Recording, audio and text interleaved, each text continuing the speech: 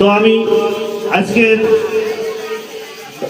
গুরু ব্রহ্ম যে 47তম প্রতিষ্ঠা বার্ষিকী, এখানে আমাকে কথা বলার জন্য যে সুযোগ দেওয়ার জন্য ধন্যবাদ জ্ঞাপন করছি। আজকের আয়োজক কমিটিকে জ্ঞানকে আশ্রয় করে, অর্থাৎ গীতা জ্ঞানের মাধ্যমে গীতা জ্ঞানকে আশ্রয় করে ভগবান শ্রীকৃষ্ণ ত্রিলোক পালন করেন। তাহলে আমরা কেন সাধারণত ব্যক্তি, পরিবার, সমাজ কেন পালন করতে পারবো না? এবং এই গীতা জ্ঞানের মাধ্যমে যে আমরা পরম ধাম, অন্য ধর্মাবলম্বীদের ছেলেদের সাথে আমরা প্রেমালাপে আসক্ত হই। যারা আমাদের মা বোন আছে তারা বুঝাবেন ছোট ছোট বাচ্চাদের যে আমাদের ধর্ম চেয়ে যদি অন্য ধর্ম সুনিশ্চিত এবং উচ্চ হয়, তারপরে আমাদের নিজ ধর্ম ত্যাগ করা কিন্তু কোনো ক্রমেই সঠিক হবে না।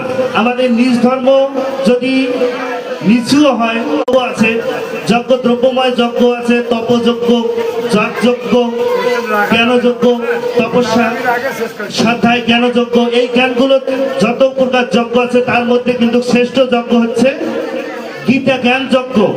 অর্থাৎ আমরা যদি জ্ঞান কাজে না লাগাইতে পারি, আমরা কিন্তু সর্ব কর্ম সিদ্ধি লাভ করতে পারি মাত্র জ্ঞানের পরিসমাপ্তিতে।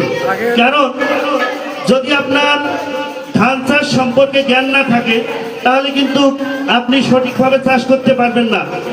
অনেকে বলে গীতা সর্বশ্রেষ্ঠ গ্রন্থ, আর অনেকে বলে বেদ সর্বশ্রেষ্ঠ গ্রন্থ। তো আমরা যদি একটু চিন্তা ভাবনা করি যে বেদ হচ্ছে আদি ধর্মগ্রন্থ, যা অনেক আদি বলতে খুব পুরাতন। এখন গীতা সর্বশ্রেষ্ঠ গ্রন্থ কেন? আমাদের অনেকের ধারণা আছে যে বেদের মহাভারতের যে ভীষ্ম পর্ব আছে, ভীষ্ম পর্বের ইমম বিবস্পতে ইয়গম প্রক্তবান মহমব্যয়ম বিবস্বান মানবে প্রাহু মুনিরিক্ষা কবে অব্রবী। অর্থাৎ এই জ্ঞান আমি প্রথমে সূর্যকে দিয়েছিলাম, সূর্য তার পুত্র মনুকে দিয়েছিলেন, মনু তার পুত্র ইক্ষাকুকে দিয়েছিলেন, এবং পরম্পরা প্রাপ্তম রাজর্ষয় বিদুহু সকালে হইল মহতায় নষ্ট পরন্তব। এই জ্ঞান কি হয়েছিল?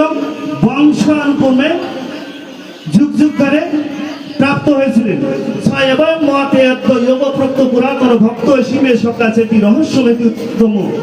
এই যে জ্ঞান যখন বিলুপ্ত হয়ে গেল, অর্থাৎ বংশ পরম্পরা যখন জ্ঞানটি প্রাপ্ত হওয়ার থেকে বিলুপ্ত হলো, এই গীতার জ্ঞান আর কেউ চর্চা করে না, তখন কিন্তু জাতিশ্বর, অর্থাৎ ভগবান শ্রীকৃষ্ণ হচ্ছেন জাতিশ্বর, যিনি পূর্বজন্মের কথা এবং ভবিষ্যতে কি হবে সব জানেন।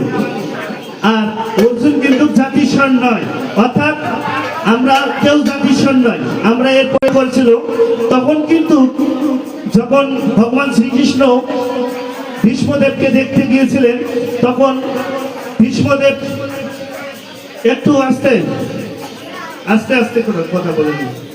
ভীষ্মদেবকে যখন দেখতে গেছিলেন, তখন ভীষ্মদেব দূরে ফেলে দাও, দূরে সরে দেওয়ার জন্য বলছিলেন, আদেশ দিয়েছিলেন।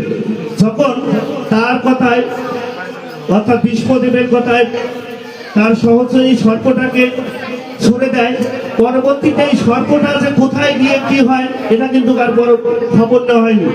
তখন ভগবান বললেন যে এই সর্পটা, সময় সংকীর্ণতার কারণে কিছু বলতে পারছি না। তো আবারও ধন্যবাদ জ্ঞাপন করে শেষ করছি। হরে কৃষ্ণ, জয় গীতা।